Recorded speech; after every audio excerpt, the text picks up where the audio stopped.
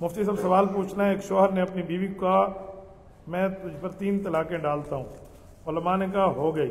मुफ्ती साहब 1 हुई या 3 हुई, जरा ये बता दें। एक बंदा बीवी को 3 थप्पड़ मारे, थप्पड़ मारना गुनाह है लेकिन फिर भी कह रहा हूँ, जब 3 मारेगा 1 थप्पड़ लगेगा या 3 लगेंगे?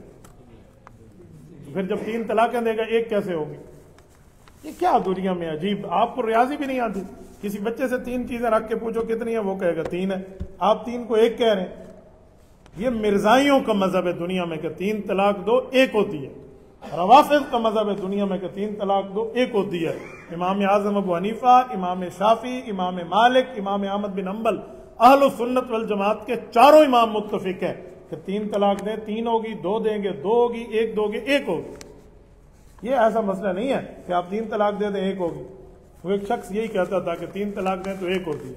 दुकान उसकी समोसों की थी, तो एक शख्स वहां गया उसके पास और 3 समोसे प्लेट में लेके खा गया और उसे कहा भाई 10 रुपए ले लो। उसने कहा 30 हुए, 3 समोसे थे। उन्होंने कहा 3 समोसे नहीं 1 हुए क्योंकि 1 प्लेट में थे। तो उसने कहा नहीं 3 हुए। उसने कहा समोसों में तुम्हें समझ आता है कि 3 समोसे खा लो तो वो 3 होते हैं, तलाकों में तुम्हें समझ नहीं आता, बीवी को 3 दे के फिर भी कहते हो 1 हुई है। ये शैतान की पट्टी है, इस पट्टी से बचना चाहिए। मुफ्ती साहब कुरान करीम की आयत है, ईमान वालों अल्लाह ताला से डरो, सीधी बात कहो, अल्लाह तुम्हारे काम दुरुस्त करेगा। सवाल यह है कि अल्लाह का डर कैसे पैदा होगा?